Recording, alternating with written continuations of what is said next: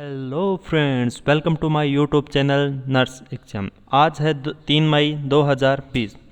आज के जितने भी मोस्ट इम्पॉर्टेंट क्वेश्चन हैं सारे इस वीडियो में हम लाए हैं।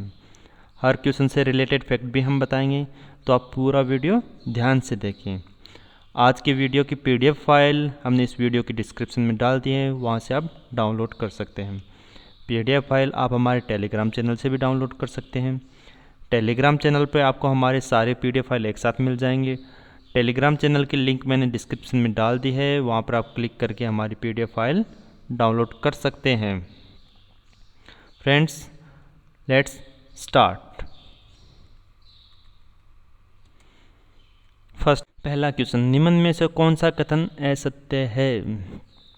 पहले क्वेश्चन का राइट आंसर है, यदि चोटग्रस्त घाव में एडिमा हो तो उस भाग को हृदय की ऊंचाई रखना चाहिए। नहीं फ्रेंड्स, जैसे किसी के पैर की चोट लग गई या फिर हाथ की चोट लग गई तो हम उसको थोड़ा सा सपोर्ट देते हैं, थोड़ा सा ऊंचा रखते हैं, ना कि वो बहुत ज़्यादा ऊंचा। जैसे हार्ट की ऊंचाई, हार्ट जैसे अगर वो सो रहा है तो हम उसके पैर के नीचे पिल्लो लगा देंगे, अगर हाथ है तो हाथ के नीचे हम पिल्लो लगा के थोड़ा सा उसको सपोर्ट देते हैं, इतना भी बहुत ज़्यादा ऊंचा नहीं करते हैं। नेक्स्ट क्वेश्चन है, बाएं अंग की पट्टी करते समय पट्टी का सिरा कौन से हाथ में?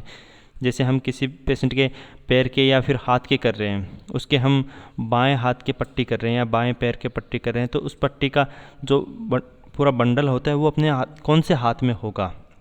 वो अपने होगा दाएं हाथ में। हम जब बाएं अंग की पट्टी करते हैं तो हमेशा हमारे दाएं हाथ में पट्टी होनी चाहिए, ना कि बाएं ही हाथ में, तब पट्टी सही बंधेगी। नेक्स्ट क्वेश्चन 4, आईवी इन्फ्यूजन के दौरान फ्लूइड रेट ज्ञात करने का सही सूत्र कौन सा है? मतलब हम फ्रेंड्स, ये क्वेश्चन बहुत मोस्ट क्वेश्चन है, क्योंकि ये क्वेश्चन अपने पूरे लाइफ में काम आता है। तो इस क्वेश्चन का राइट आंसर है बी, बूंद पर मिनट।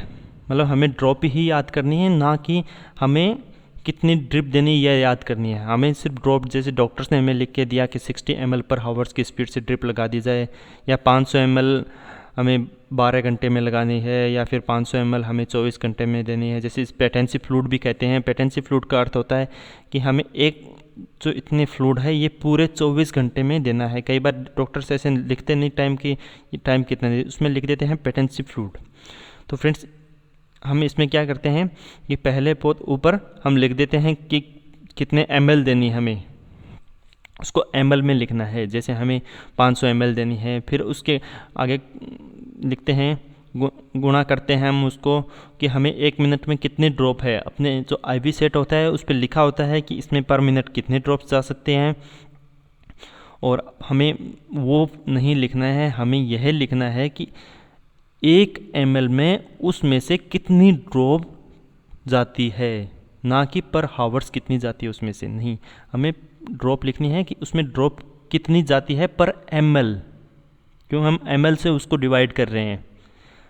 फिर उसके बट्टे में हम लगाएंगे कुल समय, मतलब हमें टाइम है वो पर मिनट के हिसाब से लिखना है, क्योंकि हमें पर मिनट के हिसाब से बूंद याद करेंगे तो हमें पर घंटे का, और घंटे से हम पूरे याद कर सकते हैं 24 घंटे का। Okay friends, next question, collar bone के फ्रैक्चर है तो किस प्रकार की बैंडेज का प्रयोग किया जाता है? कॉलर बोन होते हैं अपनी जो ये क्लेविकल बोन को ही कॉलर बोन कहते हैं। तो फ्रेंड्स, इसका राइट आंसर है बी, स्पिकल कास्ट। ठीक है फ्रेंड्स, स्पिकल कास्ट क्या होता है वो आपको अभी बताता हूँ। यह है, इसमें कॉलर बोन जो ये राउंड में है, ये है फ्रैक्चर दिख रहा है, ये होती है कॉलर बोन, अपनी जो शोल्डर से टच हुई हुई होती है और जो अपने ट्रेकिया तक जाती है वो होती है कॉलर बोन। इसको क्लेविकल बोन भी कहते हैं। ये फ्रैक्चर हो जाती है तब हमें इस प्रकार का कास्ट कराया जाता है पेशेंट के। इसमें एड से बैंडेज भी बांधी जाती है, स्पिकल कास्ट भी कहते हैं, पर मोस्टली स्पिकल कास्ट किया जाता है। जब हमें कास्ट की बात आती है, मतलब प्लास्टर ऑफ पेरिस की बात आती है कि हमें उसके कास्ट करना है, तो हमेशा स्पिकल कास्ट की बात है। और जब बैंडेज की बात आ जाती है कि हमें इसमें सिर्फ बैंडेज ही करनी है, तो एड से बैंडेज बांधी जाती है। नेक्स्ट क्वेश्चन, 1 लीटर में कितने डेसीलीटर होते हैं? डेसीलीटर पूछा गया है, डेसीलीटर कितना होता है? तो इस क्वेश्चन का राइट आंसर है बी, 10 डेसीलीटर होता है 1 लीटर में। ठीक है फ्रेंड्स। नेक्स्ट क्वेश्चन है, सिग्मोइडस्कोपी के दौरान मरीज को कौन सी पोजीशन प्रदान करते हैं। हमें जब सिग्मोइडस्कोपी, पहले बात करते हैं सिग्मोइडस्कोपी क्या होती है। सिग्मोइडस्कोपी एक फ्लेक्सिबल ट्यूब होती है जिसके आगे कैमरा लगा होता है, जिससे हमें डिसेंडिंग कॉलम, जो बड़ी आंत होती है उसके डिसेंडिंग को हम चेक करते हैं। तो उसके लिए हमें कौन सी पोजीशन देनी चाहिए, तो इसके लिए हमें, इसका राइट आंसर है C, knee chest position. Okay friends, ये देखिए ये है, इसमें जो ग्रीन वाला दिखा रहा है ये है सिग्मोइडस्कोपी, और जो ब्लू वाला दिखा रहा है वो है कोलोनोस्कोपी। सिग्मोइडस्कोपी और कोलोनोस्कोपी प्रोसेस एक जैसी होती है, पर सिग्मोइडस्कोपी हमेशा डिसेंडिंग कॉलम तक ही की जाती है और कोलोनोस्कोपी हमेशा असेंडिंग और कॉलम तक की जाती है। ठीक है, सिग्मोइडस्कोपी के लिए हमें पेशेंट को लेफ्ट लेटरल पोजीशन में दी जा सकती है, नी चेस्ट पोजीशन, और पेशेंट को प्रोन पोजीशन भी दी जाती है। सिग्मोइडस्कोपी हमें सिर्फ करनी हो तो हम उसको रेक्टम द्वारा, एक ट्यूब होती है फ्लेक्सिबल ट्यूब जिसके आगे कैमरा लगा होता है, उससे हम देखते हैं कि बड़ी आंत में जो लार्ज इंटेस्टाइन होती है उसमें कोई रुकावट तो नहीं है। जैसे किसी पेशेंट के अगर पाइल्स वगैरह हो या फिर कॉन्स्टिपेशन रहता हो बार बार, या उसके कैंसर हो, तो उसके लिए पता करने के लिए हम सिग्मोइडस्कोपी करते हैं। और कोलोनोस्कोपी तब होती है तब उसके कॉलम तक उसके कोई प्रॉब्लम हो, बड़ी आंत में मतलब पूरी में उसकी तकलीफ हो, तो हम उसको कोलोनोस्कोपी कराई जाती है। ठीक है, ये है इसकी 3 पोजीशन। जब हम इसको लेफ्ट लैटरल पोजीशन देते हैं तो पेशेंट को हम जो बैक का होता है बटक, उसको बेड से थोड़ा सा नीचे तक तरफ रखा जाता है कि उसको आराम से सिग्मोइडस्कोपी या कोलोनोस्कोपी हो सके। नी चेस्ट पोजीशन होती है उसमें पेशेंट को लेटाया जाता है और उसके चेस्ट को, नी और चेस्ट, इसमें 2 ही चीज़ें टच होती है नीचे बेड के, एक तो नी और दूसरा चेस्ट। प्रोन पोजीशन होती है वो भी नी चेस्ट की तरह ही होती है, पर नी चेस्ट में पेशेंट थोड़ा सा अनकंफर्ट हो जाता है, इसलिए उसको प्रोन पोजीशन में दी जाती है। ठीक है, नेक्स्ट क्वेश्चन, मूत्र में नमूने में बेंडिक टेस्ट निम्न में से किस प्रकार के लिए किया जाता है। जब यूरिन में हमें यूरिन टेस्ट होता है तब उसमें बेंडिक टेस्ट एक होता है, जैसे डॉक्टर लिख के देता है कि पेशेंट का बेंडिक टेस्ट रह जाए, तो इसके लिए हम हमेशा होता है बी, ग्लूकोज के लिए ये टेस्ट क्या कराया जाता है। जब पेशेंट के, एक होता है ब्लड से टेस्ट और दूसरा होता है यूरिन से ग्लूकोज टेस्ट। जैसे हमेशा ग्लूकोज टेस्ट होता है वो सबसे पहले ग्लूकोज आता है ब्लड में और उसके बाद यूरिन में। अगर किसी पेशेंट का ग्लूकोज लेवल बहुत ज़्यादा रहता हो तो डॉक्टर्स चेक कराते हैं कई बार कि उसकी यूरिन में तो कहीं ग्लूकोज ज़्यादा नहीं आ रहा, उसके ब्लड में कम दिखा रहा है, तो यूरिन द्वारा अगर किडनी उसको फिल्टर करके बाहर निकाल रही है तो कितना निकाल रही है। ठीक है फ्रेंड्स, और नेक्स्ट क्वेश्चन है, 1 लीटर किसके बराबर होता है। पहले वाला क्वेश्चन था उसमें डेसीलीटर पूछा गया है, इसमें सिर्फ 1 लीटर में कितना होता है, इसमें 1 लीटर में होता है 1000 मिलीलीटर। ये क्वेश्चन नॉर्मल आम है। ठीक है फ्रेंड्स, नेक्स्ट क्वेश्चन पर चलते हैं। सेंटीग्रेड को फ़ारेनहाइट तापमान में परिवर्तन निम्न में से किस फॉर्मूले द्वारा किया जाता है। फ्रेंड्स, ये क्वेश्चन बहुत ही मोस्ट है, क्योंकि नियोनेटल पेशेंट जब आते हैं तो उनमें हमेशा हम सेंटीग्रेड में ही लिखते हैं, ना कि फ़ारेनहाइट में, और बड़ों में हम हमेशा फ़ारेनहाइट में। थर्मामीटर में 2 तरीके से देखा जाता है, एक तो सेंटीग्रेड से और दूसरा होता है फ़ारेनहाइट से। तो इसमें क्वेश्चन है कि हम सेंटीग्रेड को फ़ारेनहाइट में बदलना है, तो इसमें पहले हम कितने सेंटीग्रेड है जिसके 36 सेंटीग्रेड आया है तो हम 36 लिख देंगे, उसको हम गुणा करेंगे 9 से, उसमें भाग देंगे, जो आएगा उसमें 5 का भाग देंगे, उसके बाद में हम उसमें 32 प्लस करेंगे। ओके, अगर हमें सेंटीग्रेड पता करना हो तो हम फ़ारेनहाइट इंटू 5/9 माइनस 32 होता है। ओके फ्रेंड्स, नेक्स्ट क्वेश्चन, रात को निंद्रापूर्वक दी जाने वाली औषधि को क्या कहा जाता है? मतलब रात को जैसे पेशेंट सो रहा है उस टाइम हमें कोई मेडिसिन देनी है तो हम उसको क्या कहते हैं? तो इसका क्वेश्चन का राइट आंसर है बी, HS। ठीक है फ्रेंड्स, नेक्स्ट क्वेश्चन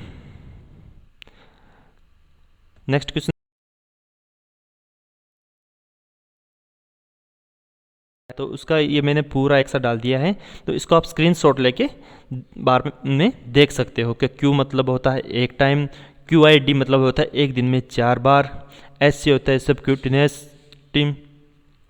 ठीक है, जैसे डॉक्टर्स अगर उसको सजेस्ट है कि स्टेट दो अब भी, तो उसमें होता है इमीडिएटली, सिर्फ को SYR लिखता है, वे अलग अलग जैसे लिखते हैं। ठीक है फ्रेंड्स, नेक्स्ट चलते हैं।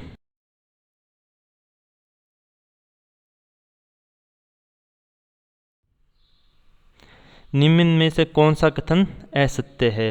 ये सर्जरी का क्वेश्चन है। इसमें हमें बताना है कि हमें किस प्रकार के नीडल का हम यूज करते हैं सर्जरी के जो पेशेंट होते हैं उनके घाव में स्टिच लगाते हैं। तो इस क्वेश्चन का राइट आंसर है डी, कटिंग नीडल या फिर राउंड नीडल होती है, उसका प्रयोग हम गर्भाशय में टांका लगाने के लिए किया जाता है। नहीं फ्रेंड्स, ये रॉन्ग आंसर है।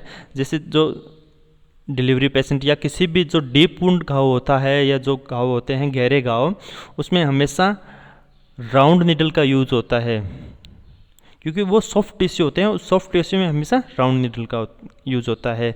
और जो सख्त टिश्यू होते हैं, जो हार्ड टिश्यू, उसमें हमेशा हम कटिंग नीडल का यूज़ करते हैं। और जो स्किन के ऊपर के सिर्फ अपर लेयर पर स्टिच लगाने हो तो उसमें हमेशा हम सीधी सुई का यूज़ करते हैं। नेक्स्ट क्वेश्चन है, ऐसे शल्य क्रिया मतलब ऐसी सर्जरी जिसमें पेशेंट और सर्जन की आपसी सहमति से सर्जरी का समय निश्चित किया जाता हो, उसे क्या कहते हैं? मतलब ऐसा पेशेंट जिसकी मतलब हमें सिर्फ उसको, जो पेशेंट होता है वो इमीडिएटली ट्रीटमेंट नहीं करवाना चाहता हो, वो अपनी मर्जी से आराम से करवाना चाहता हो कि मैं इतने तारीख को इतने बजे आ जाऊंगा, तो डॉक्टर भी उसको उस हिसाब से टाइमिंग देता है, तो उसको कहते हैं हम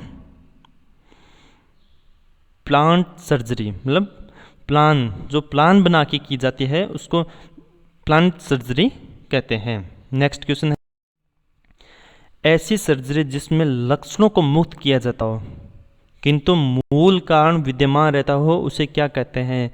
जैसे ट्रेकियोस्टोमी हो या फिर हमारे ट्रेकिया में या किसी भी बड़ी आंत में कोई रुकावट हो उसको निकाल देना हो, या उस चीज़ को मतलब उसके सिर्फ लक्षण जो होते हैं उसके साइन सिम्टम उनको ही ट्रीट करना हो, ना कि उस ट्रीटमेंट का पूरा इलाज होना हो, तो उस सर्जरी को हम हमेशा कहेंगे प्लेंटिव सर्जरी। ठीक है फ्रेंड्स, नेक्स्ट, स्पाइनल एनेस्थीसिया में सबसे प्रमुख कॉम्प्लिकेशन होता है जब पेशेंट को ऑपरेशन किया जाता है, तो एनेस्थीसिया 3 तरीके से दिया जाता है, लोकल, जनरल और स्पाइनल।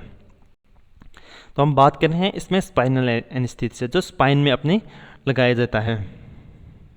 ठीक है, तो स्पाइन में जो एनेस्थीसिया लगाया जाता है उसके बाद ये कॉम्प्लिकेशन आता है कि पेशेंट की बीपी कम होती है। ठीक है, ये मोस्ट कारण है कि पेशेंट की बीपी कम आती है।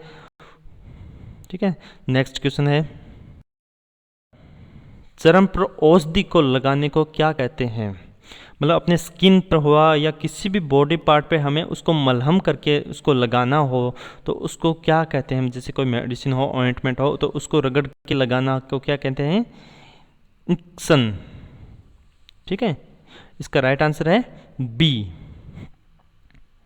ठीक है, अपना नेक्स्ट है, मूत्र परीक्षण द्वारा बेंडिक टेस्ट मूत्र में किसकी उपस्थिति का पता लगाने के लिए किया जाता है? ये क्वेश्चन मैंने पहले भी पूछा था आज की क्वेश्चन में, तो ये क्वेश्चन अभी दोबारा से पूछ रहा हूँ कि ये किसके लिए किया जाता है, तो इसका राइट आंसर है बी।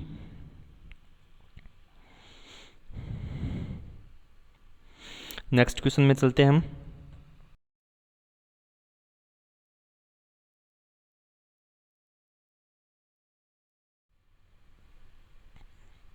पेट्रोलियम जेली से तैयार की गई औषधि को अर्ध ठोस रूप क्या कहलाता है?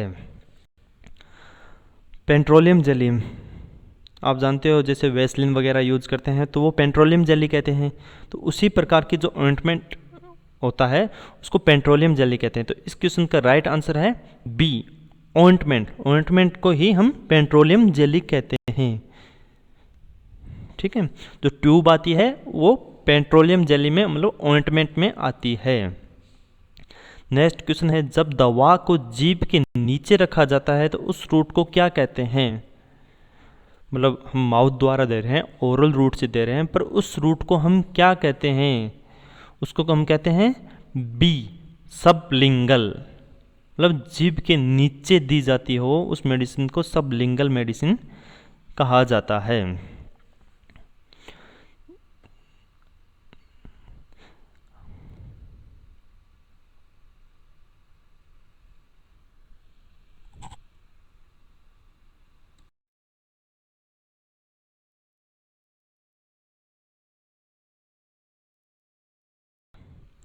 मतलब मोस्ट कॉमनली जो ओरल रूट होता है वो एक होता है सबलिंगल, जो जीभ के नीचे दिया जाता है। दूसरा होता है ब्यूकल। ब्यूकल होता है जो मुंह में हम साइड से लेते हैं, जीभ के ऊपर से हम लेते हैं ना, जिसको हम जैसे कोई सिरप वगैरह लेते हो, कैप्सूल वगैरह लेते हैं, तो वो सीधे जैसे हम मोस्ट कॉमनली लेते हैं तो उसको बिकल प्रोसेस कहते हैं। और जो सबलिंगल होता है वो जीभ के नीचे से होता है, जैसे कार्डिक पेशेंट को दी जाती हो या जो डिस्पर्सेबल टेबलेट होती है वो सबलिंगल दी जाती है। ठीक है, वो जीभ के नीचे से होती है। के इतने ही क्वेश्चन थे। तो फ्रेंड्स, आप हमारे इस चैनल को सब्सक्राइब करना ना भूलें, इस चैनल को लाइक करें, शेयर करें और कमेंट करके बताएं कि आज की वीडियो आपको कैसी लगी।